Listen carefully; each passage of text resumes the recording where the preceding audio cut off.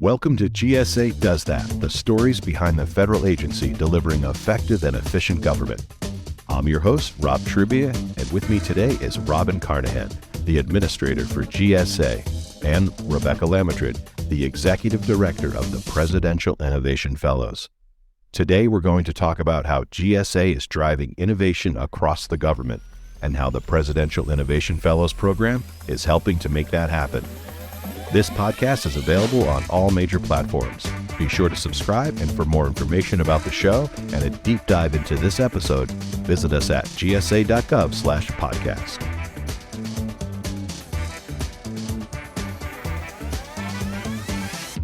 Again, welcome to GSA Does That. I'm your host, Rob Trubia, and in each episode, we'll go on a journey together through the inner workings of the General Services Administration. This podcast is really about the people and programs that make GSA effective for the American public.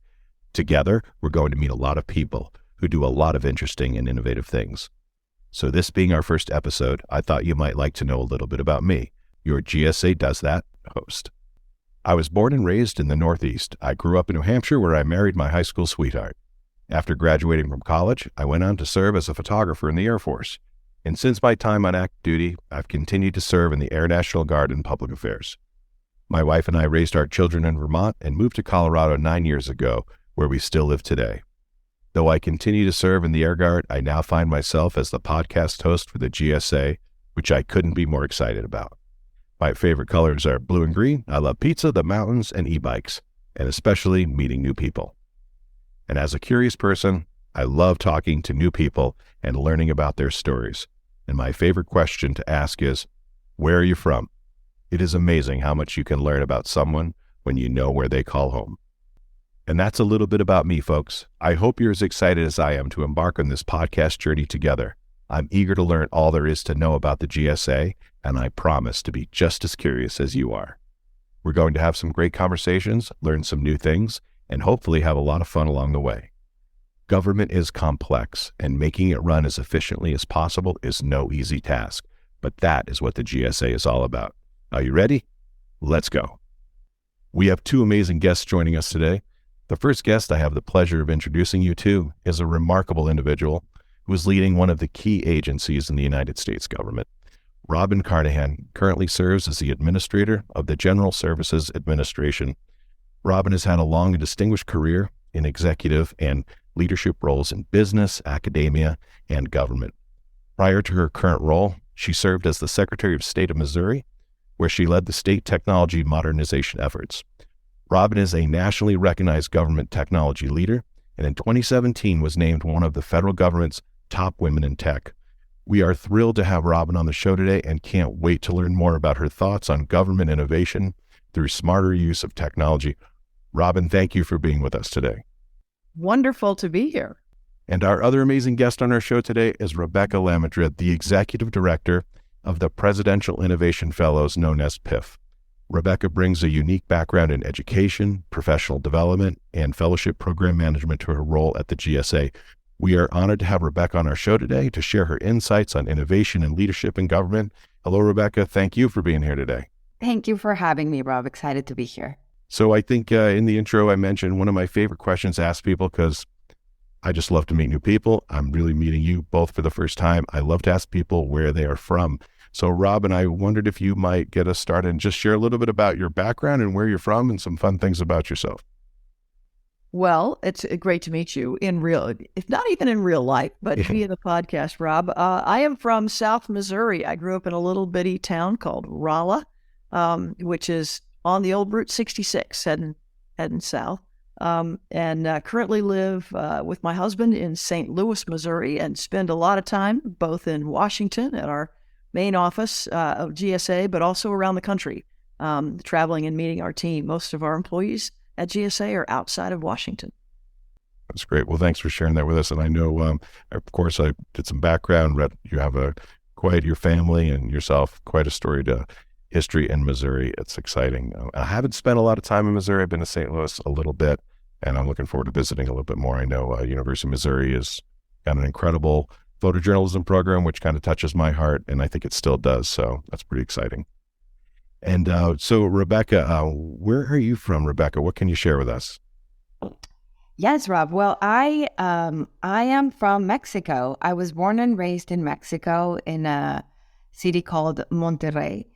It's at the north of Mexico in the state of Nuevo León. And I grew up there. I went to school at a university there, an important university for Latin America that has its home base in Monterrey. And I now live in Maryland, close to Washington, Bethesda, and I have two boys and a family, a husband. And yes, I became an American 2018, and I am very honored to be now in public service and leading this fantastic program. So glad you are a U.S. citizen now and that you're serving the American public and doing some amazing things. And that's what we're going to talk about today. And Robin, I wondered, maybe you could just kick us off a little bit. I've got to be honest. So I've known about GSA for a long time, but I haven't known much about GSA. When I think about GSA, I think about acquisition. I think about just contracts. I think about mandated places to go purchase things. I think about government buildings. And, I don't think about technology. I may think about IT a little bit, but when I think about the IT, I think about the acquisition part of IT. I don't think about the innovation of the technology. But I've learned that that's a huge role with GSA, especially with you at the helm. So here's my question. Just how big a role does GSA play in tech and improving that technology for the American public? Yeah, and it's a really great question. If you think about the history of GSA and why it even exists, the operative word and the name of the agency is general, right? It is General Services Administration. So it was set up as the place to put a lot of the just operations function of government. And my fellow Missourian, Harry Truman, is the one who established GSA back many, many years ago. And the whole purpose was to make government work better, more efficiently for the people that we serve, and to save money doing that. It's exactly our same mission today. It just turns out back when it was set up, the way we could help drive the mission of government and save money was through buildings, right? Because people needed to show up in buildings to be able to do their job, and through acquisition to be able to buy the products and services that they need to deliver on their mission. Those are still important, but increasingly, it's no mystery to anybody here, technology is a really important sort of, factor and go-between in how to deliver government services better. And so that's how GSA has really gotten into the technology business. Is our job is to make government work better and save money. Right now, technology intermediates so many interactions between people and government that it just makes sense for us to be able to step in and do that. So I can talk about this stuff all day long. This is the reason I wanted to be at GSA, is because I think government's basically a service delivery business, if you think about it. And it's GSA's job to help deliver that service better. And that means doing the technology better. And part of that's about procurement, but part of it's about consulting and helping people understand how they can do that. A lot of government services is kind of the same, if you think about it, from the human's interaction with the government agency. Like, from a technology point of view, it's very similar. You need to identify who you are. You need to have a secure way to log in to do that. You need to have a way to check the information, right, to validate your income maybe and how many people are in your family or where you live and whether you qualify for a certain program. And then you need a secure way to communicate back and forth and maybe even send money or other information and documents back and forth. And then you need some kind of a back-end sort of auditing process for all of that. And if you think about all of that, you shouldn't have to reinvent the wheel at every single agency and in every single state. And so again, that's what GSA is helping do, is like, what are the shared services that we can provide to our government agencies and to the public that they don't have to just keep reinventing the wheel and paying for that over and over again. So it's pretty exciting. GSA is at the forefront then of what you're saying is of innovating with technology for the rest of the government. Like you said, why reinvent the wheel for all of these government agencies? So is that what GSA is doing? It's like, this is how we can do this better. And now we can show our other agency partners how to do the same thing. Exactly. So if you think about some of the, I call them shared services, right? Because it's things you don't have to reinvent. And so we've got platforms to be able to set up websites quickly. We have the U.S. Web Design Standards, which is a thing that every agency can use, or even other non-federal agencies can use for free to basically set up a government website, and it meets all the compliance needs. And there are like 1 billion page views a month. Wow. Incredible on those. So there are those shared services, but we also help agencies figure out how to buy technology better. And we do that by helping with the PIFs, who are experts, Presidential Innovation Fellows, who are experts who can go into agencies and help them think about how to have a better experience for their users, how to use their data better, how to have more security in what they're doing. So it's pretty exciting. So you mentioned PIFs. It's a great segue because really want to spend some time talking today about that program, and specifically with Rebeca, who is the executive in charge of that program. So Rebeca, can you explain to us, what is a Presidential Innovation Fellow, or PIF as I've heard it called, and what type of work do they do? How does the program work? Let's get into that. It's pretty exciting. Thank you for that question, Rob.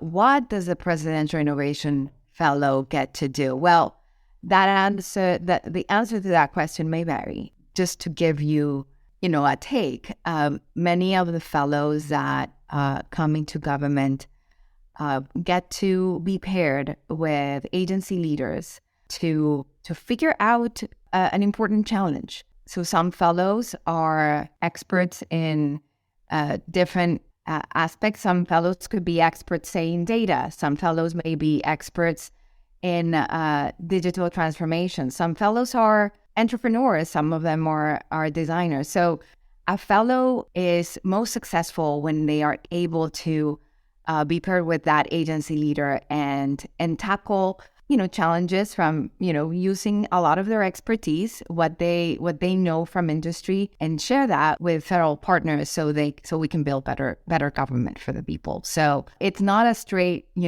as a fellow you get to do X, Y, and Z. It's truly like a very unscripted environment where the fellows are really set up to assist in solving for the public, and that takes many different shapes and forms. Yeah, I want to jump in here for a second, if you don't mind. The cool thing about the Presidential Innovation Fellows, I think, is that they get to be embedded inside these agencies all across government at really high levels. They're bringing is their expertise about how technology works in the real world, and then they're partnering with the folks who are the subject matter experts on whatever the topic is. It might be health, it might be immigration, it might be education, it might be cybersecurity, it might be supporting veterans. And they embed there and are able to just bring best practices from the private sector into government.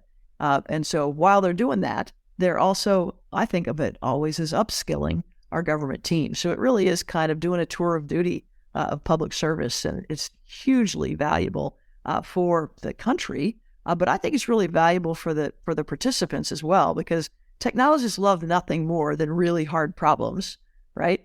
And really big impact. Those are two things that really highly motivate folks that are in the tech world. And government definitely has big, gnarly problems, and there's no place to make a bigger impact. So let me make sure that I'm understanding this right, so our listeners can understand it. So you've got a Presidential Innovation Fellow, a PIF as we call it, which is an individual, and they're going to work in an agency in the federal government to solve a particular problem. Come in, bring your expertise to this agency, and just go for it because you've got a big problem we need you to solve. Do I understand that correctly? And do these people know what problem they're coming in to solve? Great question, Robin. I think you described it right. These are individuals that are here to innovate for a year or two and truly make the most out of that experience. As Robin mentioned, this is a transformational experience for the individuals, because getting to know government, learning about the type of impact that one can make in all of these federal agencies. If you think about it, every agency could be its own Fortune 500 company, and the fellows get to be embedded in these places and truly drive change alongside federal partners. So your particular question was like, do they know what they're getting into? Yes and no. So part of how we bring the fellows is that we have a really competitive process. And actually, May 15th, we open up our applications for our next cycle. We bring them in cohorts. So they not only get to learn a lot about their agency, but they also get to have an instant community because they are brought in with a lot of other innovators that are also going to spend that year or two in federal government. So the process is competitive. We interview the fellows and the participants, the individuals that are interested in this exciting opportunity. And we make sure that they have, of course, the talent, the skill. These are senior individuals with a track record of driving change in industry or in academia or somewhere. But we have to, check for that. But we also work with agency partners, and we identify the different challenges that could be out there. And those, as Robin mentioned, are vast, and we have different problems each year that we are matching a fellow to. And the key word here is match. So, perhaps I go through the process of applying to the program, and at some point I will be interviewing with a federal agency, with a leader at an agency, and this individual sometimes may have a very clear approach on how to tackle this. It could be through we have to figure this through a data strategy. And sometimes this federal partner is more of it's more open-ended. So what I am really, really looking for is individuals that can thrive in an unscripted type of environment, and they also are okay with ambiguity. So yes, the fellows do get to know what agency they are going to be placed at, and a little bit of that problem statement, but it's up to them to come in and truly define what the work is going to be like. And they do that by talking and collaborating with the people that they are next to as they embark upon this challenge of public service. What type of experts are these? Are these, the computer programmers, or what do they do? What are you looking for? What am I looking for? So I'm looking for designers, entrepreneurs, technologists. Within technology, we're looking for people with experience in cloud infrastructure, people with experience in digital transformation. As we're looking for leaders and people that have a track record, sometimes they may be a designer that, has done digital transformation and has focused on, data science. So, it's not as I'm looking only for engineers. I'm looking for leaders. Yes, of course, engineers, if they're up for the challenge, but I'm looking for really leaders that can have a subject matter expertise for sure. What I'm mainly looking for is individuals that really are leaders and can tackle things from multiple angles and truly advise and get to solve, these big challenges. Robin, why do you think someone would want to, what's the payoff?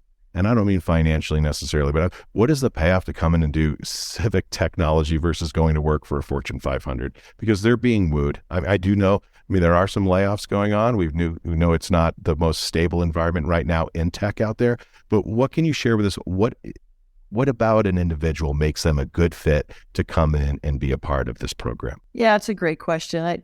Here's what I think. I think all of us want to be part of something bigger than ourselves and do something that has an impact positively for our community.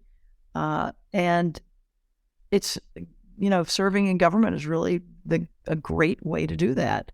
I think a lot of technologists don't know how to get in the door. They're curious. They're kind of vaguely interested in how they can help their communities.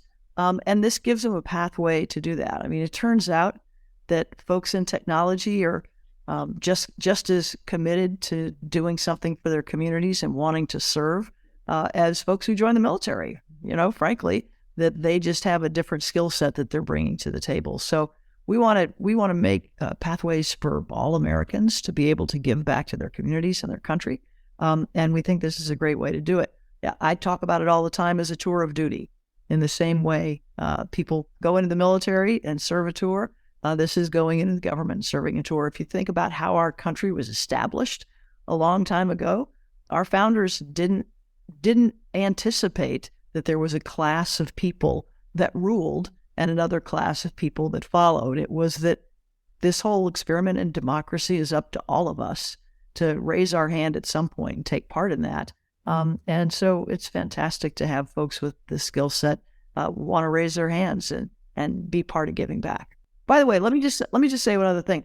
Maybe Rebeca knows the numbers, but a huge percentage of folks who started out as Presidential Innovation Fellows decided to stay in government. I think it's like 40 or 50%, maybe more. Do you know that number, Rebeca? I do, Robin. It's more than 50%. And I love how you're saying like how this is a way for people to get into the door. The Presidential Innovation Fellows program is not necessarily designed for people to stay, but voila, people do. And they do because they get excited about the possibilities, the impact at scale that Robin was talking about earlier, changing the way a little part of the journey of a service can impact millions of lives. And let me give you an example. We have a fellow at USDA that is part of the WIC program, the Women's and Infants and Children program. And she is doing work through a marketing perspective. So, you asked me before what type of people, marketers too. We like marketers as well. But she is part of this program. And just imagine, this program has 2.2 million users every month. So, figuring out ways in which we can provide better services for these individuals have an impact that can be as extreme as that. So, but to go back to people that have stayed in government through the Presidential Innovation Fellows Program, we have the Chief Technology Officer of the VA is a former PIF. We have also the Chief Data Officer of the United States is a former PIF. A lot of fellows, again, get super excited about what they are able to do about the possibilities and decide that this is a very rewarding type of opportunity for them. And decide to stay. Yeah, I imagine it's a great gateway to amazing things inside the government with a federal career. Or if you go back to industry, having on your resume Presidential Innovation Fellow, even if you don't know what that means, it sounds pretty darn impressive. So I would want that on my resume. I imagine that opens doors out in industry as well. So I don't think you can lose either way. Robin, is because you're the administrator, you see the big picture, you see it from the top. When you think about these PIFs coming in, what is your hope for technology in our government right now? What would you love to see someone come in and do? What do we need right now? What are the biggest needs that the government has and that the GSA can help? Well, great question. There are no end to the type of needs. I think the thing that strikes me is we really want to, and the president's management agenda addresses this, figure out how to have a better customer experience, we call it. And if you think about that, we all kind of know what that looks like because we use these digital tools every day in our regular lives.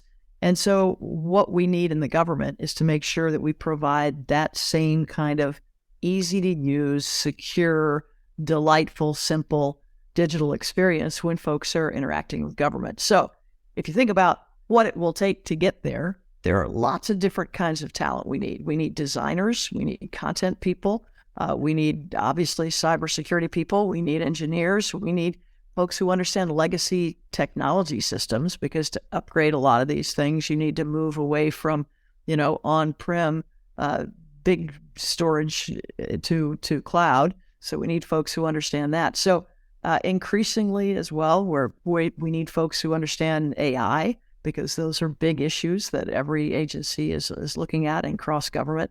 So yeah, the needs are endless. And that means the opportunities are fantastic as well. But it is a very big focus of the president and the entire administration on how to have that customer experience be improved.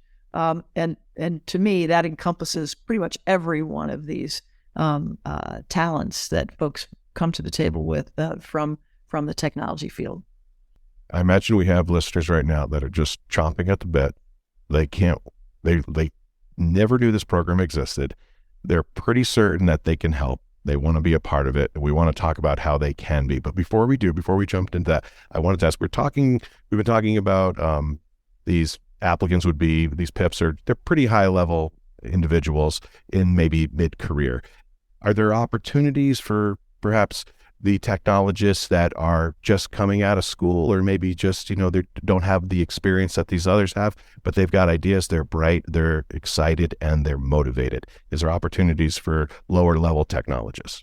Yeah, let me take this one because we are recruiting people in the government at every level. We want entry-level folks who are technologists. We have ways to do that. One is a relatively new program called the U.S. Digital Corps, and it's a 2-year fellowship. You think about it a little bit like the Peace Corps, but so early career folks sometimes who want to be able to make an impact, and this is a way to get in and do that. And again, it's kind of the same sets of skills that we're looking for that would be in the PIF program.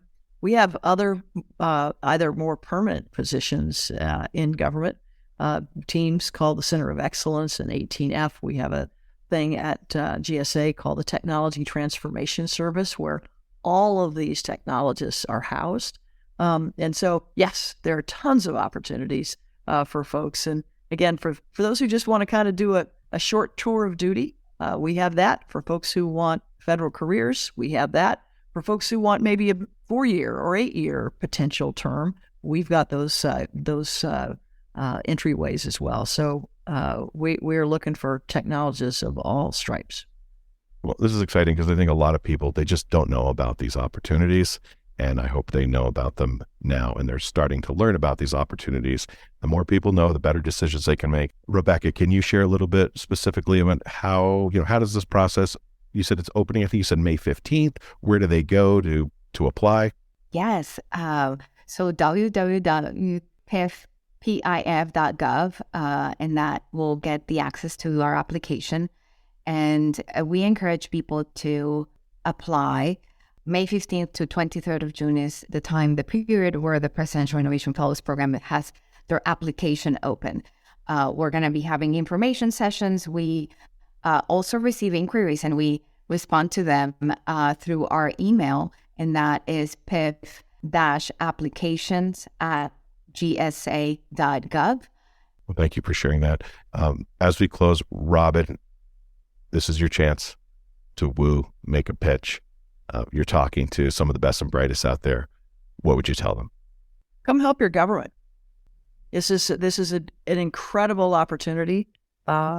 We need your help. Our country needs your help doing things that help government deliver better for our people. And now we're living through this really unique moment where there is both momentum and money at the same time to work on really, really important things.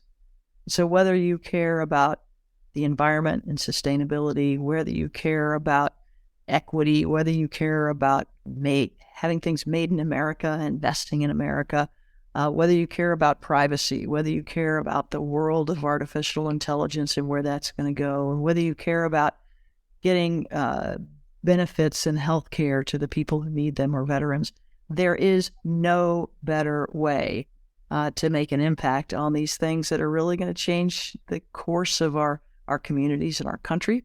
And so please come. We have a welcome door for technologists.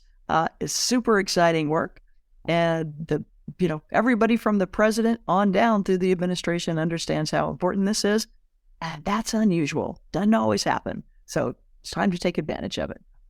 It sounds like there's never been a better time, and the gate is about to be open May 15th. So get out there and apply. We'll make sure that the links are available to everyone. I can't thank you both enough for helping us learn so much about the important work that the General Services Administration, and specifically the Presidential Innovation Fellows, are doing to improve government technology and services.